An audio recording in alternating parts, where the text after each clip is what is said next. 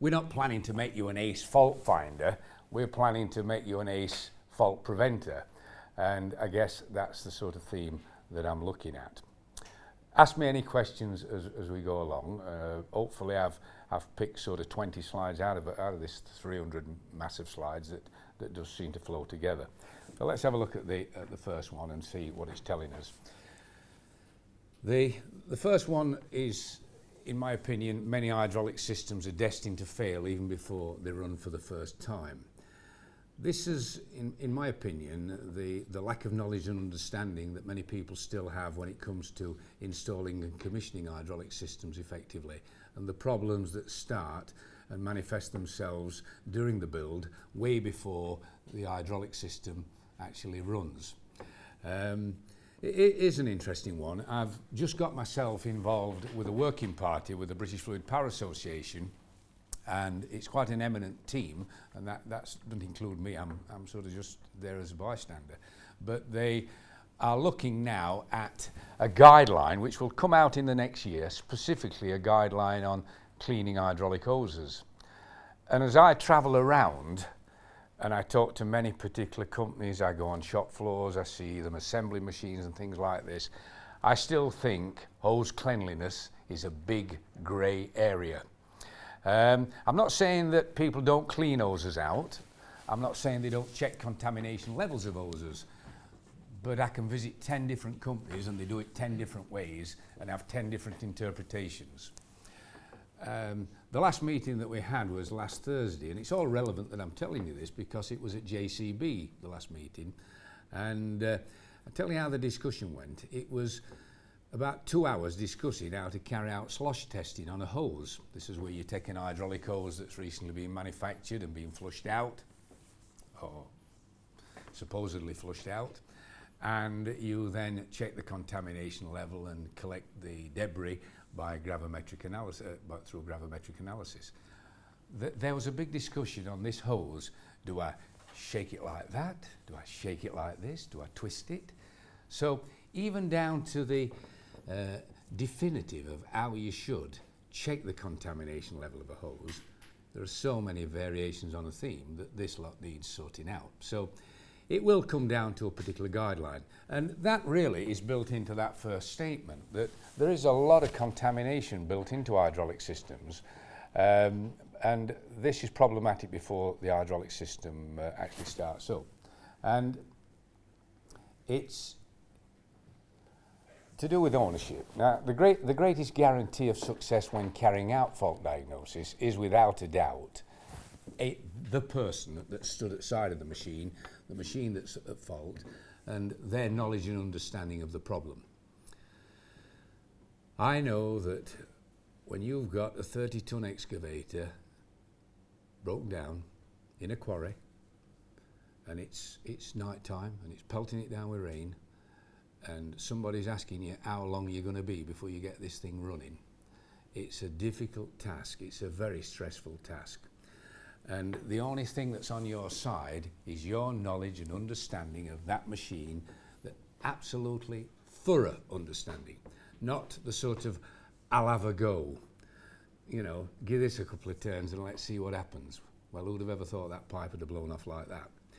That's not good enough. And really, a lot of this does come down to time to train people and educate them and make sure that before you release people onto some of this expensive equipment, with your name behind that person, that they have to be thoroughly trained and thoroughly understand the machine, the systems associated with that machine, and see it as a system.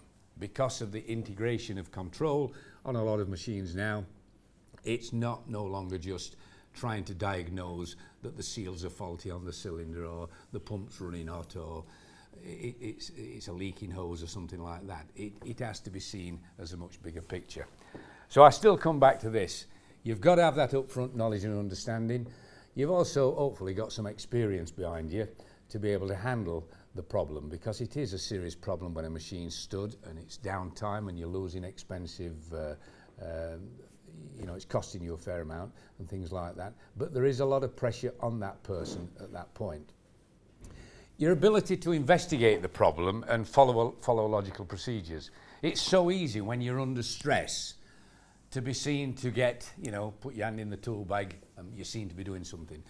And yet, the process of fault diagnosis requires a lot of stand-back thinking, a lot of pulling together the facts, looking at the circuit diagram, beginning to go through a process of elimination, finding out whether or not somebody's already worked on the system before you and what they've done before you got there. So you do become, a detective in your own right. And if you don't get the steps right, you find yourself very much following this hit and miss approach. You've tried something, it doesn't work, you're unsuccessful, you're not quite happy because you're not happy obviously because you've not achieved what you expected to achieve. The time pressure's building up on you more and more, and of course you become more and more into, or you move further and further into a panic state if you're not careful, and you start being irrational and plucking, what can I do next, okay? When really, while everybody's losing their flipping mind and marbles around you, you've got to take control of this. But your knowledge and understanding of the machine is important. This concept of symptoms, you go to the doctor and you're unwell, the doctor doesn't just give you a potion straight away, they check your condition, they check your temperature, probably put a stethoscope on your chest and check your breathing. It's all to do with the doctor understands the symptoms, and from those symptoms he can begin to diagnose the cause. Hydraulic systems are exactly the same. There are, when it comes to pinpointing a problem within an hydraulic system, there are things that we can find out straight away. A little card here on my desk, and on the back of it is the 7 basic rules or 7 principles that underpin all hydraulic systems. And it's about 25 years since I wrote this, and I've never been able to make it into 8 or reduce it to 6. But number 7 is a great one. It says, when oil flows from a high pressure to a low pressure without doing work, heat is generated. And it's amazing how remembering that helps you when it comes to the symptoms associated with failure. Why is this relief valve running hot? Why is this motor running hot? Why is this pump running hot? Generally, things that run hotter than normal do represent something that's going to create a problem at a later date, if not immediately. Why do hydraulic systems fail? Failing to take ownership of contamination. I find it difficult when I visit companies to try and say, who is taking ownership of the dirt along the way, right? From goods inwards to the build of components onto a machine, to the actual flushing and everything associated with it, to the machine being turned out with the gold standard that the target cleanliness level has been achieved. It is happening, but not in every company I visit. There is still this reluctance to believe that contamination is still one of the major problems, and if you don't master it at the start, it will become a major problem later on. I've actually put 1 or 2 examples here of where problems do begin. The colours on there are not quite as good as the colours on this screen, unfortunately, but it does say contamination ingression, components as supplied, during the build process, during commissioning, during operation, during maintenance, during storage, during transfer, during storage. Let's just talk about that. I visit companies, I look at stores. I'm appalled sometimes at the control of components in stores from a cleanliness control point of view. The storekeeper that thinks he's doing a great job and puts every O-ring that they've got into a pallet open to the atmosphere. Adapters open in pallets with no caps on. Hoses that are uncapped. Hoses and pipes that are uncapped. Component parts that have been taken out of their containers. I went to one particular company and once again the stores person thought he'd done a great job. He took all the filter elements out of all the boxes and laid them all out on the actual store shelf. It's things like that obviously that require education training. It requires that person to be told how to do things correctly. This is not a talk about contamination control, but contamination control really is a major part of where the problems lie. And contamination control, in my opinion, is exactly the same as ISO 9000. It has to start top down, not bottom up. You've got to convince everybody just how important this is. Poor installation and commissioning procedures. And sometimes this starts at the design stage. How many machines do we actually design with flushing points and things like this and air bleed points nowadays? Not a lot. It's all to do with cost. It's all to do with making sure that we've got that competitive edge and things like that.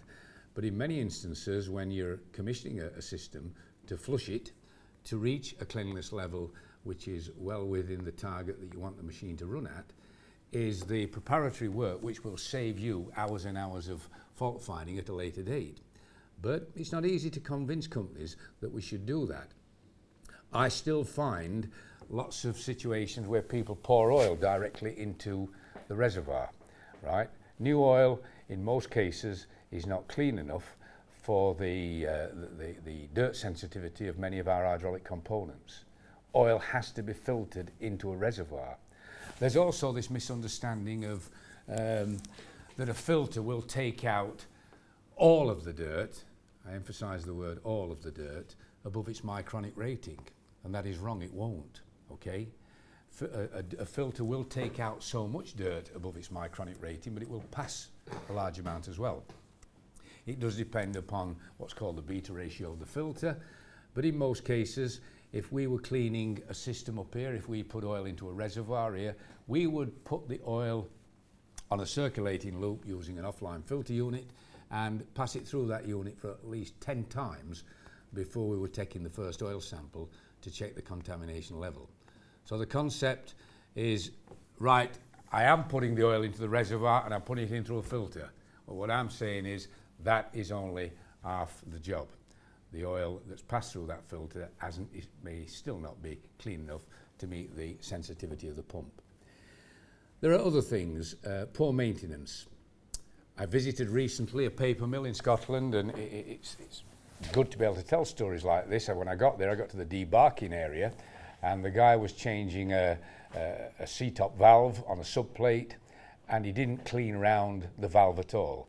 He merely took the 4 set screws out and lifted the valve out through the encrusted, sawdusted area around the valve. You know, quite clearly, if the wind had blown, the lot would have gone down the portholes in the subplate. So once again, it comes back to educating people that there's a right way to do things and there's a wrong way to do things. And poor maintenance sometimes does give us greater levels of ingression. Misuse and faulty adjustments. I guess what I ought to have put there is adjustments made by people that don't understand what the adjustment's going to do. You've still got people that fiddle with hydraulic systems, that as long as there is an adjustment or a knob on whatever's going to be adjusted, they will play with it at some time. I'm not saying things can't be adjusted, but I say that things should be adjusted under control procedures. If you're using an Allen key to adjust anything, then use it like the fingers of a clock. And, you know, understand also, if I adjust this, what the effect is going to be on the system, on the actuators. And once again, you know, this sort of open-endedness of let's have a go and see what happens. I don't suppose it'll hurt to give this a few turns. Well, obviously it's a totally wrong approach to fault finding, and therefore we've got to overcome that through better training and better understanding of the right way to do things. Cavitation and aeration, I'm not going to go into that, but obviously cavitation and aeration is a phenomenon that does exist in hydraulic systems. If we don't get the design right and we don't get the oil levels right and we don't get the temperature right and things like that, but it is still something that can occur and cause excessive wear in the rotary section of a pump, and of course that leads to a debris carryover into the hydraulic system and eventually failure of the pump if it's not caught quick enough. Mechanical wear and tear, then you would expect that to be taking place, but once again it's directly related to the contamination level of the fluid that's being put through the hydraulic system. And sometimes we forget that this same fluid is the fluid that's lubricating the bearings, and the running clearances on bearings are very fine.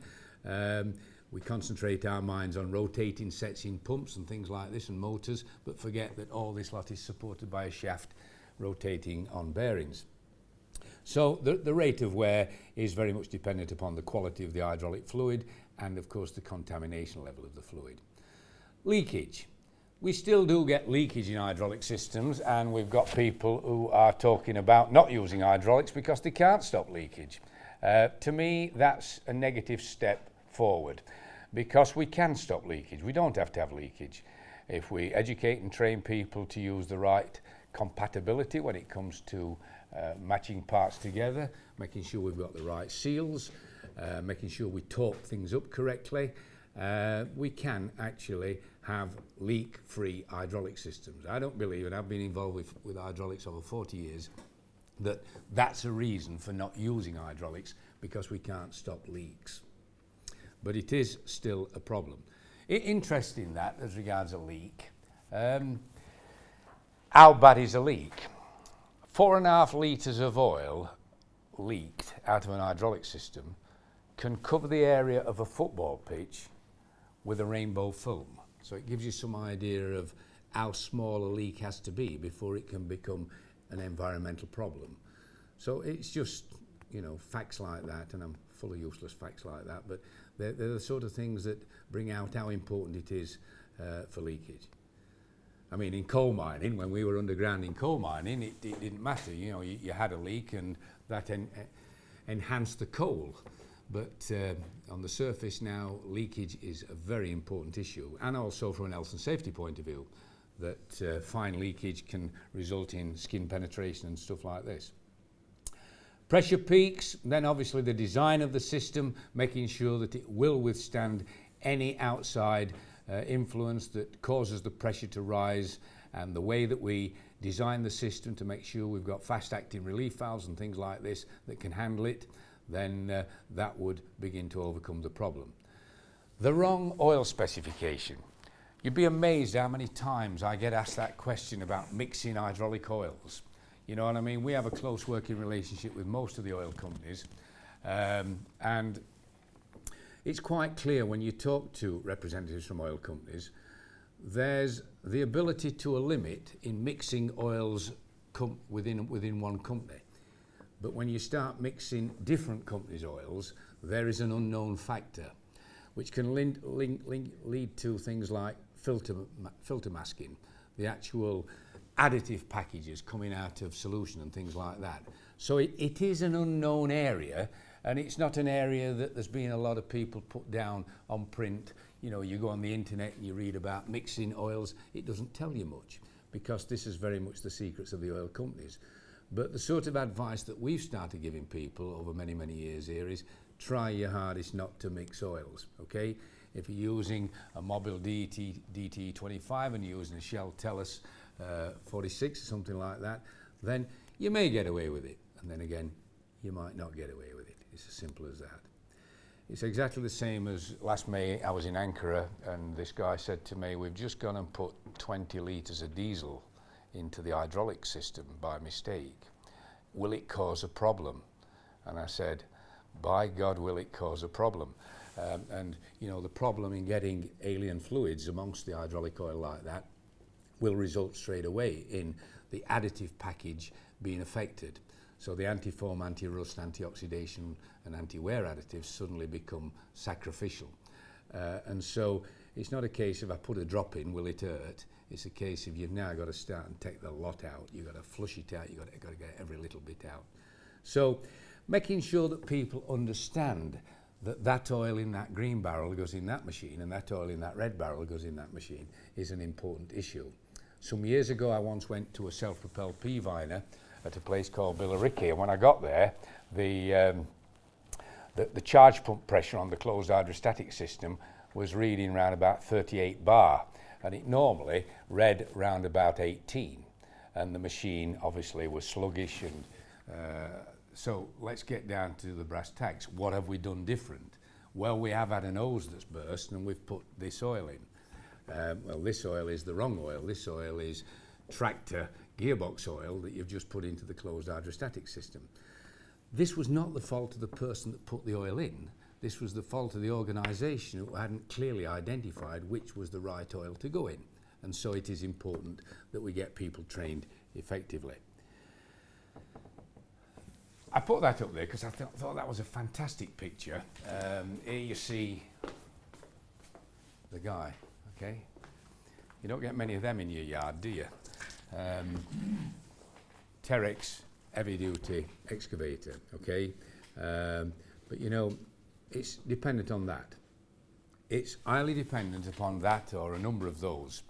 And that, once again, the biggest problem with that is contamination and people making adjustments to the control head on the pump and they don't understand it. That same machine, obviously, is highly dependent on that. And that's not a good photograph because that's got cans sitting on the top of it. That is not the way to put oil into an hydraulic system. Dare I ask the question here? I ought to, didn't I? It's a bit of a searching question. You don't have to put your hand up if you don't want to. But how many of you actually do pour oil directly into the reservoirs? All right, you're all telling the truth. Nobody. There's some machines that's badly designed. Yeah, there are. A lot of options. You're absolutely right. I mean, you've got to go back to our coal mining days. We know each other through coal mining, and I mean, I'm the guy that put oil into a machine underground off a shovel because we couldn't flipping get it in any other way. So there's always that needs must. I think there's a fine line between, yes, I've gone and poured the oil in, and I know this is not right at all. This could create a terrific problem on my machine. Whatever the target cleanliness level was, it is no longer. The pump is an highly sensitive piece of equipment, and it's also usually the most expensive piece of the equipment. There may well be some sensitive control valves downstream as well. So I guess a slide like that is sort of bringing home what we really should do. The oil should not be poured directly into a reservoir. It should be put in through some sort of filter. The oil in the reservoir, because the reservoir is the biggest wetted surface, should really be filtered and cleaned to a particular agreed target cleanliness level before we start the pump up. When we start up the machine, right, then are we running then our new cleaned oil using our onboard pumps and operating the system and purging back then all the dirt that's in the system? Or are we going through a process of elimination in looping out sensitive component parts to make sure that we drive as much of the inbuilt contamination into the nearest filters and try and maintain the target cleanliness level within the reservoir?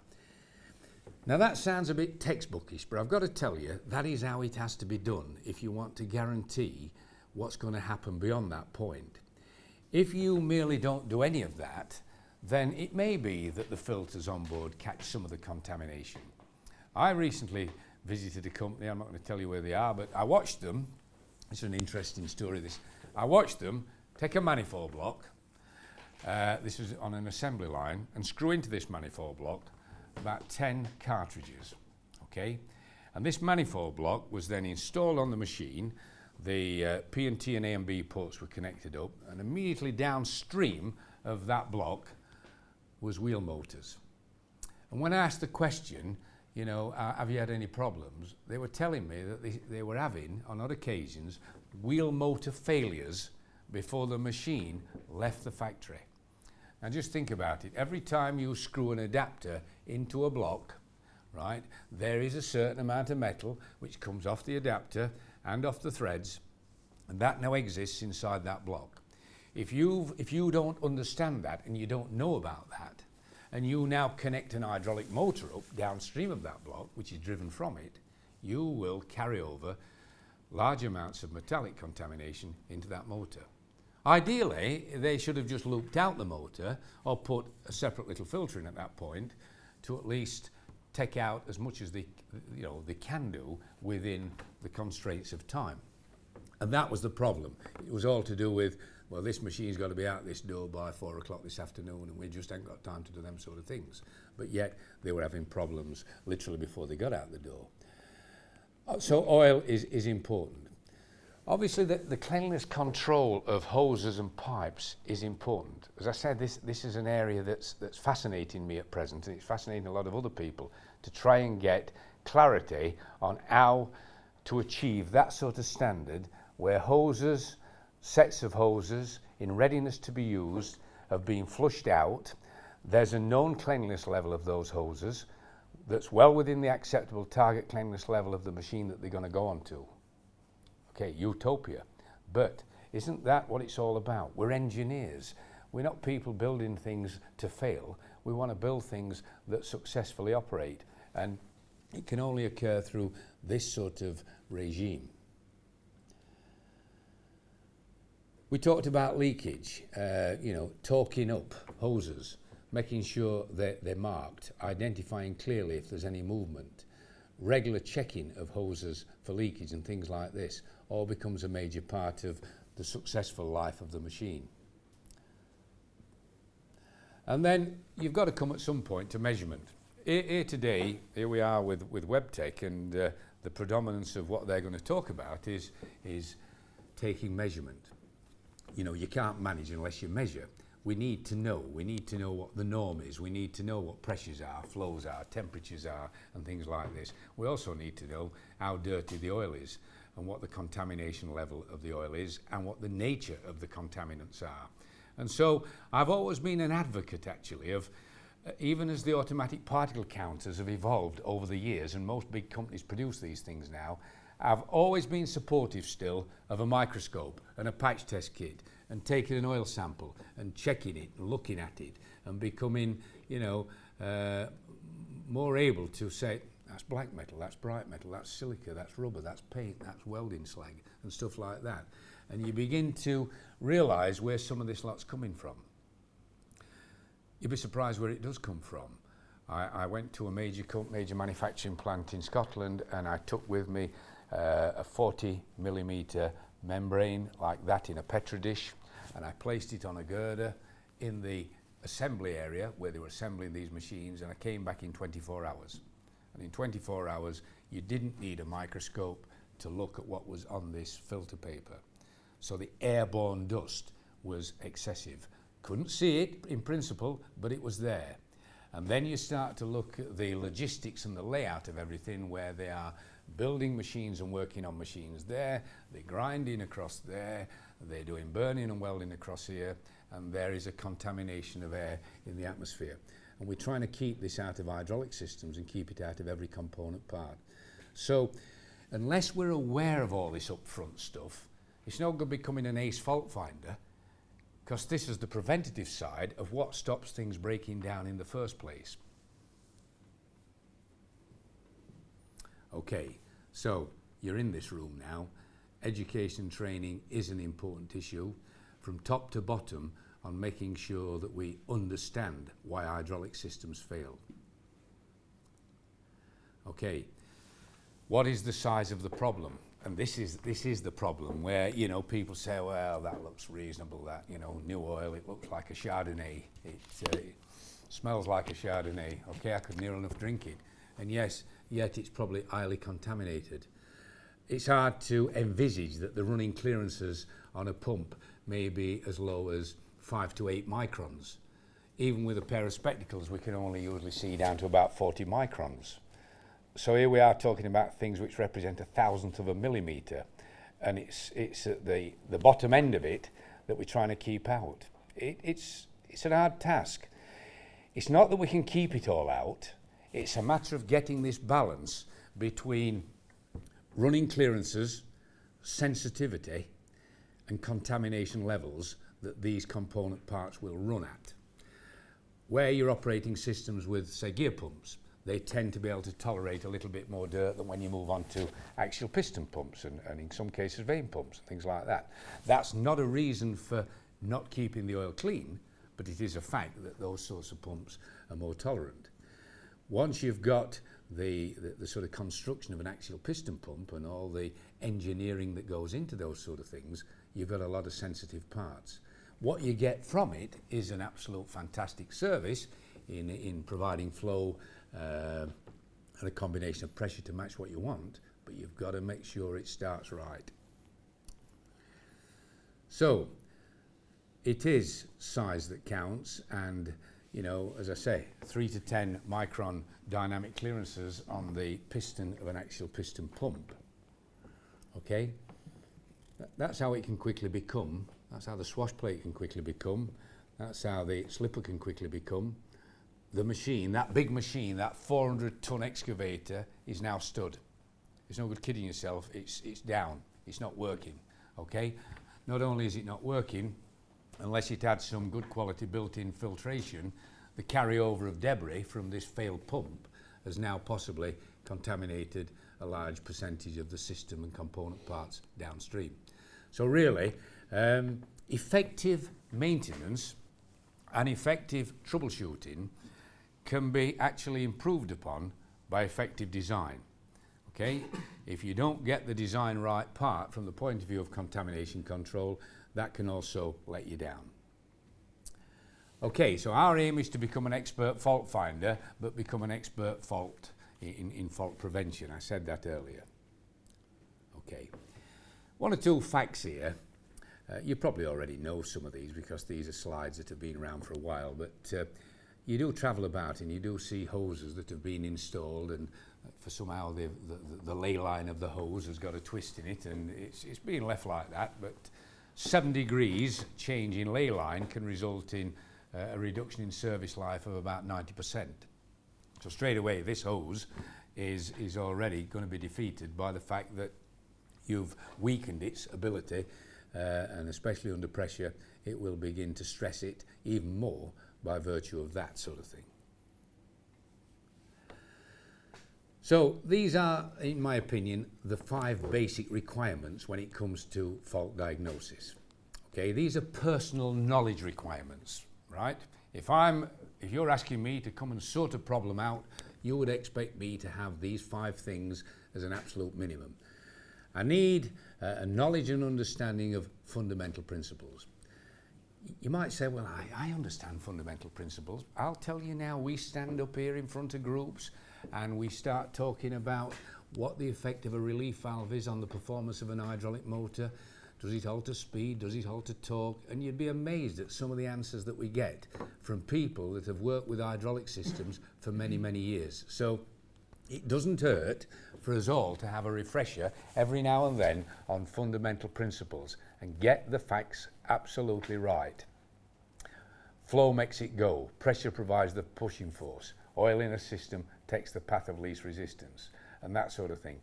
Getting it firmly fixed in our minds that if a cylinder is creeping out, then it's the first line of thought should be it's getting some oil from somewhere. It's a flow related problem. The next part of the problem is obviously identifying where that flow is coming from. When you start adjusting a pressure control valve on an hydraulic system, then that relates very much to the pushing or pulling force of a cylinder, the change in torque on an hydraulic motor. And unless you can marry what you're going to do 2 meters away from something that's 2 meters that way and know exactly what's going to happen, you shouldn't be touching things at all. And you shouldn't be asked to work and carry out fault diagnosis on any hydraulic system unless you have been properly trained and have that capability to think it all out. Be proficient at reading and interpreting circuit diagrams. Now, there's a fine line there. I don't know what you guys are like, but I visit companies and I ask for circuit diagrams, and it's just like asking for Saturday's lotto numbers. Well, you know, we have got a circuit diagram, but it's not up to date, and this sort of carry on. And I think that's criminal, me. I've always been a firm believer that companies, people working on machines should have good quality, up-to-date circuit diagrams. To be able to fault find, I find out that having a set of circuit diagrams that I've personally color-coded, that I've identified the component to the actual location on the machine, gives me a starting edge when it comes to fault diagnosis. If you ask me to come on site and do a fault finding course for you guys, I would ask you for your circuit diagrams. And I would then spend time asking you what each particular component part or groups of components did within that circuit from the point of view of sequence of operation. I'd then begin to color code these until I had the full picture of what each particular circuit does. Because when it comes to fault finding, one of the things that you do begin to do is identify single line components that affect everything, and those which you can isolate and begin to look specifically into that individual circuit. If you take, for example, the reservoir, it might have a suction line filter. The the pump itself might be common to a lot of different operations. But if you've got one cylinder that's failing to extend or failing to retract and everything else is operating, then you can more or less guarantee that it's within the control element of that particular circuit, and you're not looking to condemn the pump or condemn something else that's applicable to everything else. So this second one is my start point in many instances. I understand fundamental principles, but I must have access to that circuit diagram. When I see the circuit diagram, I want to understand as a person the function, operation and methods of control of those component parts. I want to see that it's an axial piston pump, but then I want to see what type of control head's on it. I want to see that downstream there's a direction control valve and it's got pre-compensation on it. And I begin to build this up based on my background knowledge, and that's what it's all about. If you can't match those three to start with, then you've got a major problem when you've got a really major breakdown to sort out. Obviously, contamination management, the importance of it, and the realization that this could be a big start problem, and it could be the problem that's carried over to the failure that you're now trying to sort out.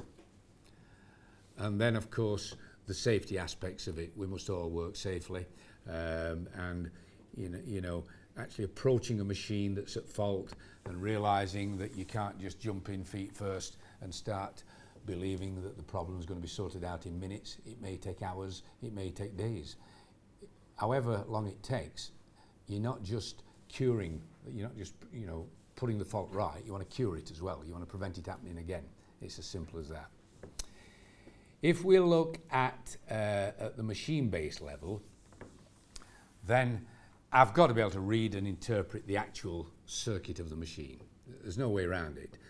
If I'm stood at the side of a machine, if it's an injection molding machine, if it's a press, if it's a 30-ton excavator, I need to get my mind around that circuit diagram. If I can't do that, then how am I going to fault find? Okay, all right. A lot of modern machines nowadays, they do have a lot of monitoring equipment built into them, and I do have to see it at a systems level. There's a lot of feedback information that tells me what happened 5 minutes ago on a machine when it did fail. I can pull that up onto a monitor. In some cases, I can fit a laptop into the IFM controller or something like that and see exactly where we were 5 minutes ago. But I've still got to get down to the real tough stuff and be able to read and interpret the hydraulic circuit diagram. I've got to know the machine operations and associated controls. So in other words, what it actually does. How many operations are within a sequence? What does it actually do when we start this particular sequence? What comes first, what comes second, what comes third? These are all parts of the overall jigsaw that I've got to pull together in my mind. John, could I just ask you? Yeah, go on, yeah. When you talk about interpreting the actual machine circuitry, you're talking about all the electrical diagram, everything. I think at this point in time I'm talking hydraulic, Ian. Because you were talking about the hydraulic. I think, earlier. yeah, I'm talking about the hydraulics, but I think you know and I know, and I bet everybody else does in this room, that if I was to sit here and just talk about hydraulics, and you walked out the room believing that the problems on a machine are only hydraulic, that would be wrong. Yes, I am talking here predominantly about hydraulics because it's very much an hydraulic day, but I think we've all got to open our minds up to the fact that when a machine now does fail, be it mobile or industrial, static or mobile, there is a bigger picture that we have to start and look at. And it's very much becoming not a one-person job. People are starting to build teams with synergy that they can tackle the problems and see the overall picture at a systems level. There's inputs, there's outputs. It's not that possibly the controller itself has changed its control mind. It could be a sensor problem, feedback from a sensor.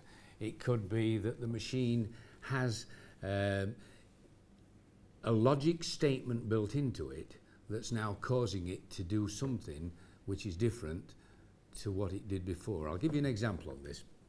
I'll talk about an excavator. If you went to an excavator, say 10 years ago, and the boom was lifting slow, then you would begin to think, right, well, you know, it could be the seals on the cylinder, it could be the load itself, It could be the valve which is supplying the cylinder that's part porting. So there's lots of reasons hydraulically that could cause that. But then you look at the machine monitor in the cab of some of these modern machines and you find out that the engine oil temperature is higher than it should be. And this has flagged up a change in engine speed. And so the change in engine speed is now affecting the overall output of the pump. It would be affecting all the other services as well. But suddenly that bigger picture has to be taken on board. And there is more and more monitoring of the situation and telling us as technicians and engineers when we are moving away from the norm. So what's programmed in is how it should be and how it is when it's right. And then it flags up when there is a change. And that change, of course, doesn't mean that we say, oh, well, it's the engine oil that's too hot. We've got to then go find out why the flipping engine oil's too hot. Is it the cooler for the engine oil that's failing? So in other words, it takes you down another spur, but in fact the first notice that there was a problem appeared to be that of an hydraulic problem. But here I am talking about the hydraulic circuit, okay? From the point of view of troubleshooting on any hydraulic system, the need to understand the machine circuit is important. And as time goes by, that same person or that person who is part of a team will require to know more about the interface technology that goes with it. Obviously, the function, operation and control of the component parts relating to the machine operation and at a subsystem level. The location and accessibility. When we do fault finding is very much a process of elimination and probability and things like that, and experience is brought forward into it. But we do tend to, because it's the nature of the job, look at the things which are easier to get to and look at the things which are closest to us. If something is buried or it's behind a load of other equipment, but we think that could be the problem, then that's not necessarily the first thing that we're going to look at. We're going to go through this process of tick box elimination and get rid of the things that appear less probable. Know the effects upon machine performance if any adjustments are made. It's true that people do make adjustments. They don't necessarily know what the outcome's going to be. And if you're there trying to carry out any fault diagnosis, you've got to find out who's been on this machine before you came on it and what activities have taken place. And then know the machine norm. What I mean by that is that I believe that every machine has a set of normal operating parameters, be it pressure, flow, temperature, speed. And these are all things that we need to record and we need to know right from the word go. If this machine today at 2 o'clock this afternoon is working absolutely spot on and it's producing what we want, then I should be able to take from that machine, whether I'm using WebTech monitoring equipment or anybody else's, a set of information that I use now as a base. And that information is going to help me to establish when a change takes place. I'll give you an example. You take a typical pressure gauge. Martin in there talked about a glycerine-filled pressure gauge. The pressure gauge is still one of the most important things that we rely upon when it comes to a problem. But a pressure gauge only tells you one of 3 things. It tells you the pressure's correct, it tells you the pressure's too low, or it tells you the pressure's too high. Now, can you see, none of it is any good if you don't know what the norm was in the first place. If you say, well, I think it's lower than it should be, well, what should it be? Well, I don't know. It's like the guy that rings up and he says, you know, my hydraulic wheel motor's running hot. A lot hotter than it normally does. Well, how hot is it normally running?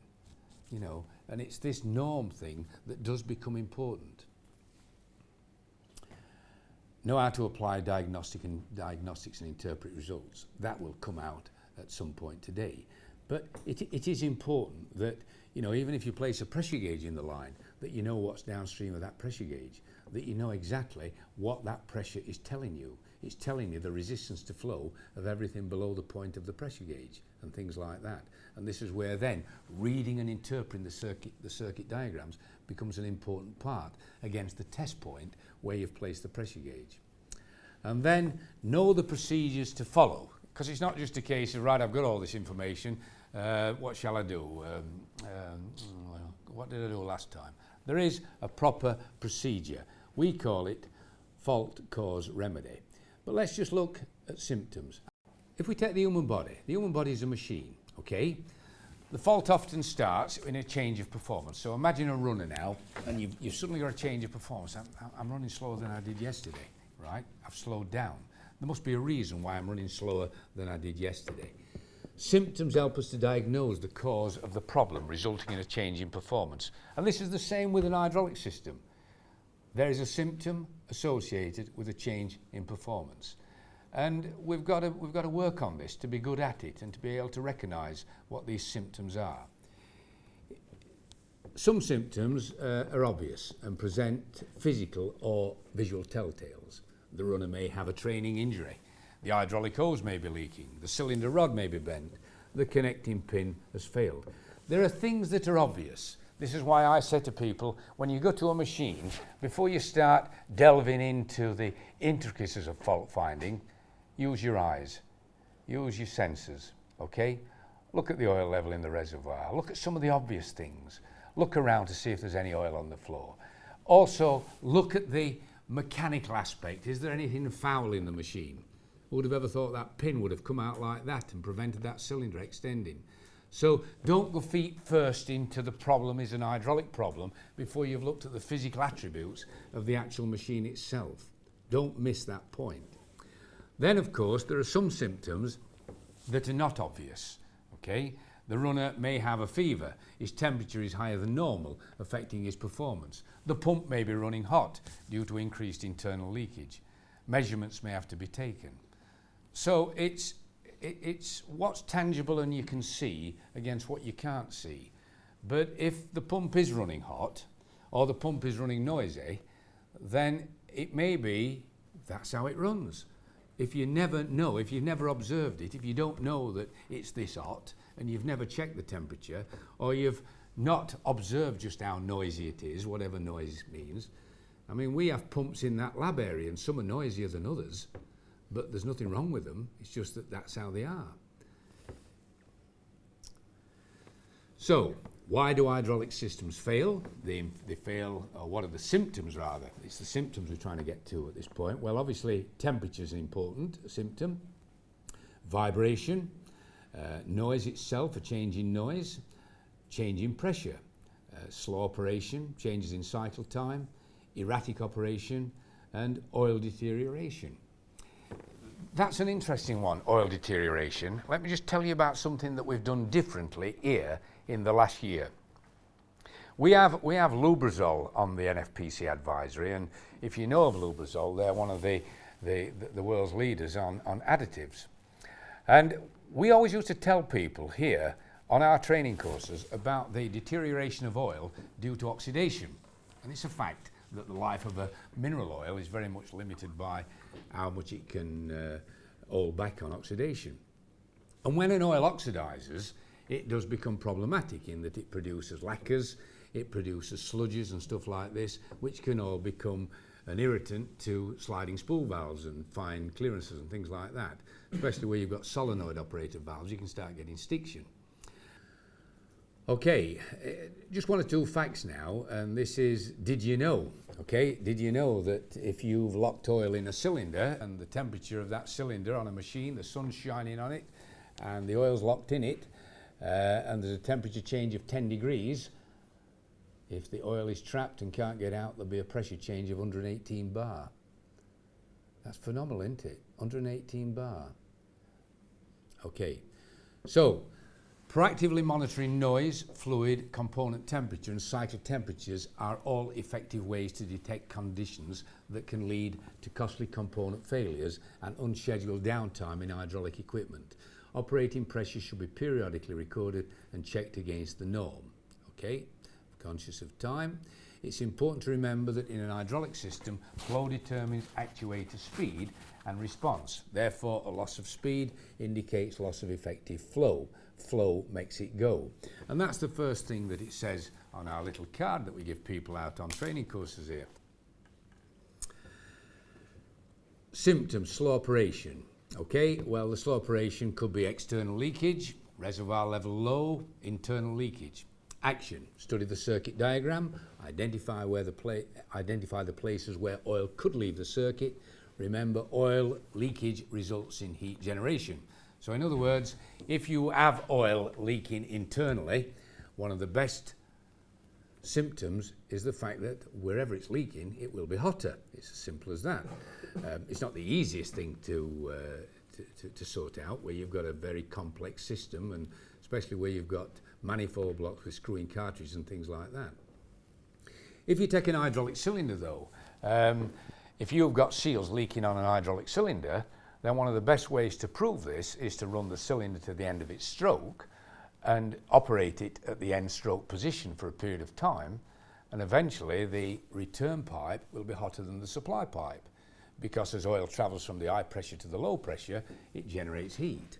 How much heat in reflection of temperature? It's about 0.7 degrees Celsius for every 10 bar pressure drop.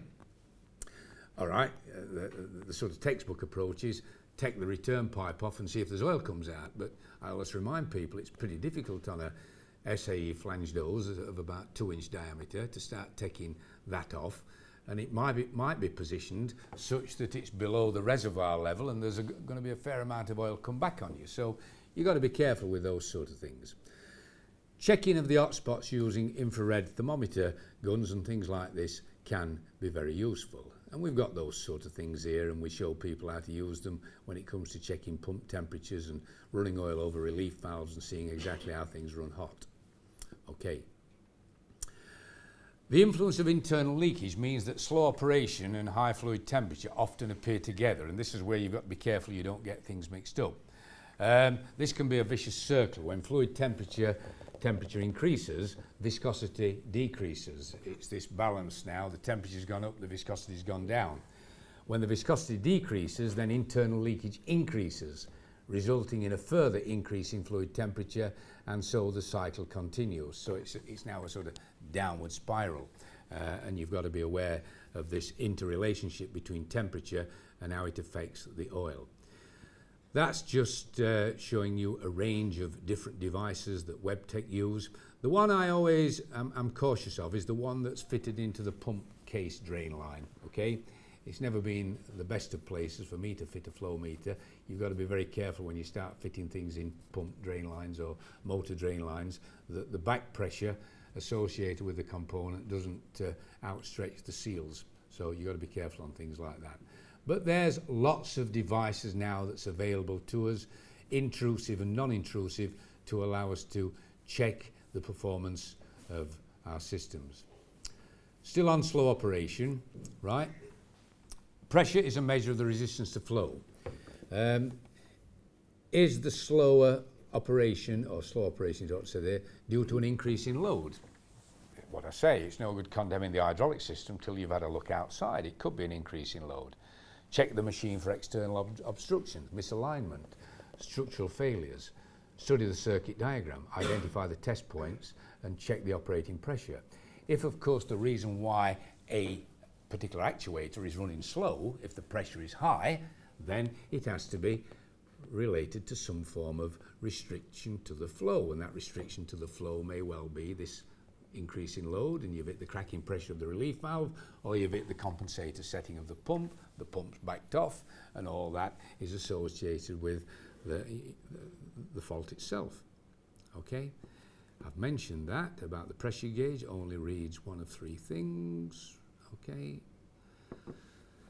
so troubleshooting, you've got to be like a detective. A detective examines the scene, gathers all the information, and good detectives proceed carefully and methodically, and you have to. If you miss it at this point, you just go round in circles, because the idea is you find the fault, you address the fault, you rectify it, and you try and prevent it.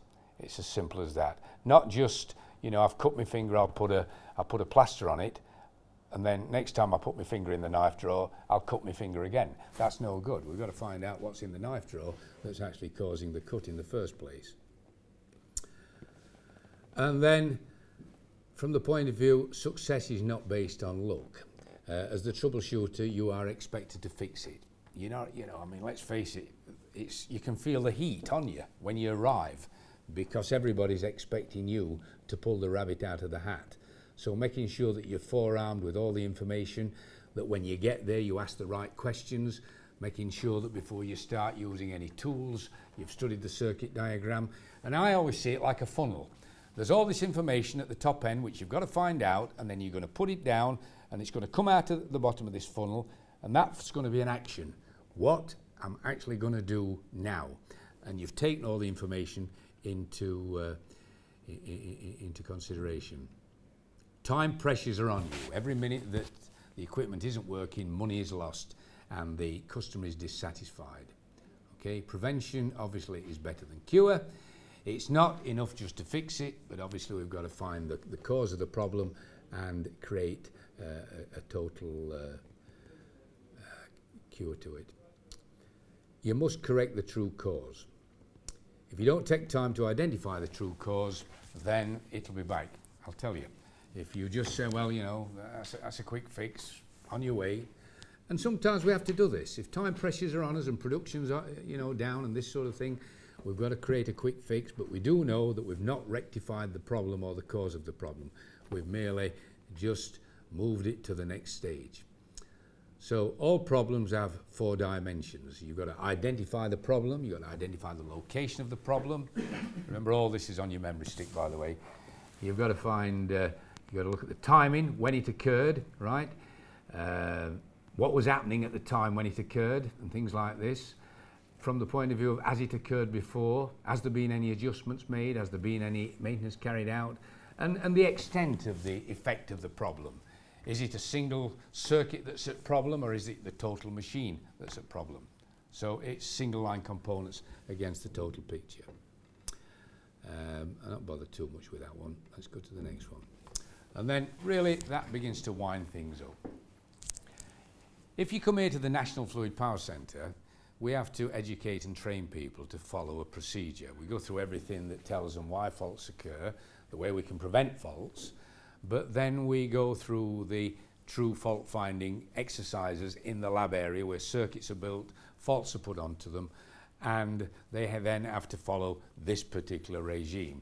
They're given a sheet where they have to identify the nature of the fault, so they write that in, the possible cause, so this is studying the circuit diagram, looking at the symptoms, measuring and things like this.